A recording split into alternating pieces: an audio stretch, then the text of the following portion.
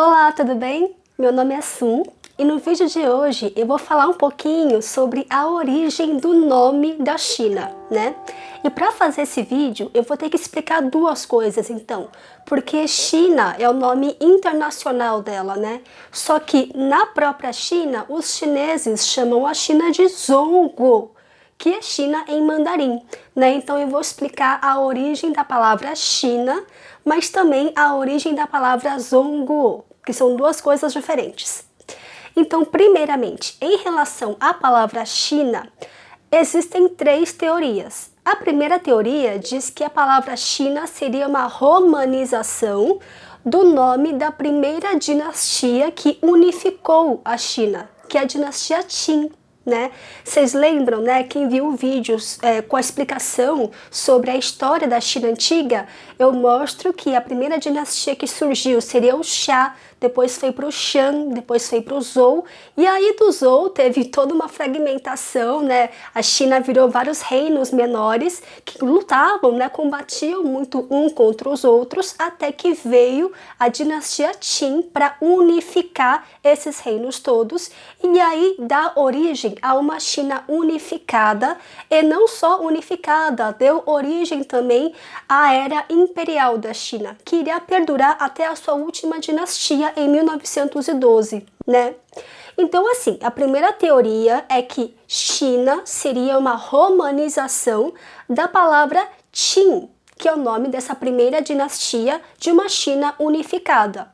Outra teoria fala de uma origem um pouco mais estrangeira, né? Que a palavra China teria vindo do persa, né? Porque havia persas na Rota da Seda comercializando, né? Fazendo negócios com os chineses, né? Comprando a seda e revendendo a seda.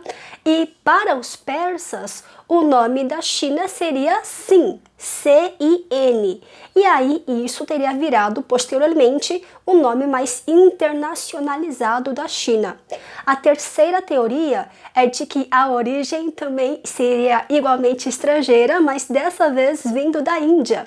Porque há registros na Índia de um país, né? Haveria um país no leste da Ásia que seria muito bom em fazer seda e que se chamaria Sina, C-I-N-A.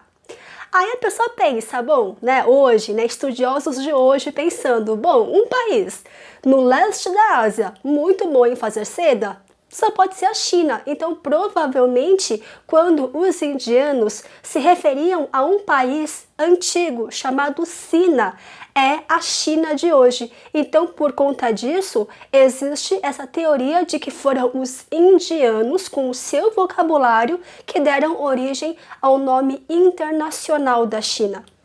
Aí vocês podem pensar, nossa, mas e aquela história toda, né? O Marco Polo foi para a China, navegadores portugueses também estiveram na China, né? Então, como é que o pessoal chamava a China naquela época, né? Como que o Marco Polo chamava a China quando chegou lá? Então, Marco Polo, quando ele chegou na China, ele chamou a China de Cathay.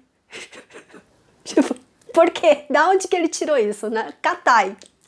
Então, tudo tem uma razão de ser, as coisas não aparecem do nada, tá? A gente acha estranho, mas é porque não sabe, mas ele também, né, não tirou Cathay do nada. Cathay é uma palavra que é derivada de Khitan. Khitan é o nome de um povo nômade que vivia no norte da China, né? Lá naquela época, lá, século XI, o pessoal vivia no norte da China. E lá eles tinham um governo, tinha uma formação de Estado também, né? Então eles governavam aquela região do norte da China. Então Marco Polo chegou à China, acabou pegando esse nome Cathay, e falou que era a China inteira, porque Cathay era uma palavra que o pessoal usava para se referir àquela região, norte da China, com o povo Khitan. Mas o Marco Polo falou, não, é China inteira, Cathay é para a China inteira, né? Então aí ficou nisso. Até que no século XVI, um navegador português chamado Duarte Barbosa, ele oficializou o nome da China como China. né? Não é Katai, é China. Então ele deixou isso por escrito lá. E aí, com isso, o nome China foi se popularizando mais em contraposição a Katai, tá? Mas a popularização, a oficialização mesmo do nome China entre os europeus também veio no século XIX. Mas isso tudo em relação à China, a palavra China. Dentro da China, a gente chama o país de Zhongguo. E de onde veio essa expressão, né? Bom, primeiramente, Zhongguo significa o reino ou o país do centro. E a primeira vez que foi visto essa palavra, essa expressão ser registrada por escrito, foi lá no ano 400 e pouco antes de Cristo, na era, né, dos reinos combatentes, quando os reinos ficavam lutando um contra o outro, antes de ser unificado pela dinastia Qin, né? Então, nessa época, já havia um registro histórico mencionando uma expressão que seria Zhongguo.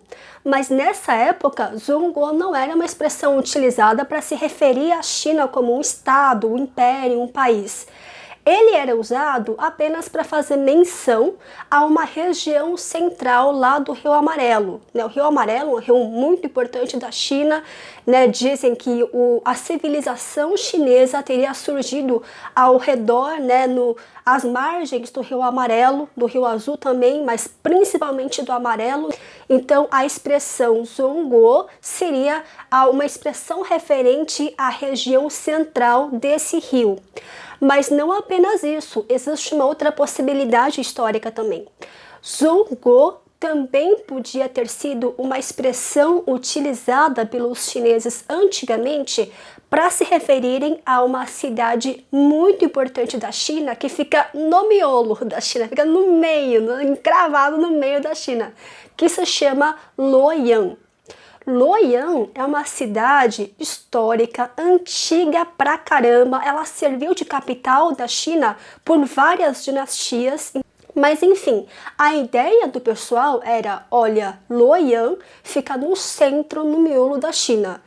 Luoyang era também a capital da China, era onde ficava o imperador, era onde ficava a atividade administrativa, política, então lá era o centro. Então ficava essa contraposição de Luoyang, né, a capital, em contraposição às regiões periféricas da China, onde viveriam ainda povos nômades, povos tribais, né? Então essa contraposição acabou conferindo a Luoyang um nome, um apelido de Zhongguo, porque seria a região central em contraposição às regiões mais periféricas, tá? Então essa seria uma possibilidade aí do que se referia a Zhongguo quando essa expressão apareceu primeiro, né? Lembrando que ainda não se refere à China, mas só uma região ou uma cidade. Mas aí ficava a pergunta, né? Então tá, Zhongguo não era o país inteiro. Então como que o pessoal chamava o país inteiro? Qual que era o nome oficial do país para eles então? Não havia. Essa era a grande questão, né? Que assim, é até estranho a gente perceber, a gente pensar nisso, né? Mas de fato não havia um nome fixo para o Império da China, para o reino, para o país China, né? O que havia era um nome que era associado às dinastias vigentes. Então, assim, a história da China teve várias dinastias, e aí o que acontecia é que via uma dinastia nova, essa própria dinastia usava o seu próprio nome para chamar o país inteiro. Então, por exemplo, tinha a dinastia Tang, então, ok, a China se chamava Da Tang. Da significa grande, ou seja, a China se chamava o Grande Tang. Aí depois veio a dinastia Ming. Ah, tudo bem. Então a China agora se chama Da Ming, o Grande Ming. Aí depois vai para a dinastia Qing. Ah, então tá. Então agora é Da Qing. E assim vai indo. Então assim, você vê que é um nome que não é permanente, não é oficial, né? E ele fica migrando, ele fica mudando de dinastia para dinastia. Então, isso é uma coisa que acaba impactando um pouco nessa questão de identidade do povo, identidade do país, né? E, inclusive, no século XIX, mais ou menos, houve um intelectual que estava bem revoltado com isso, porque ele falou, olha, um dos meus maiores constrangimentos é que o meu país não tem nome. O meu país tem nome de dinastias. França tem nome, Inglaterra tem nome, China não tem. O meu país não tem nome. E isso é um grande constrangimento para mim. E de fato, na dinastia Qing, que é quando esse intelectual viveu, estava havendo realmente uma preocupação maior de dar um nome oficial para o país. A dinastia Qin chamava a China de Da Qin, né, o grande Qin, mas com o tempo ele foi deixando de chamar a China de Da Qin e oficializou no século XIX o nome Zhongguo para toda a China, e não mais uma região lá do Rio Amarelo, e não mais uma cidade aí no miolo da China, tá? Então foi assim que a expressão Zhongguo acabou sendo atrelado ao próprio país, à identidade nacional, tá bom? Então basicamente é isso, muito obrigada!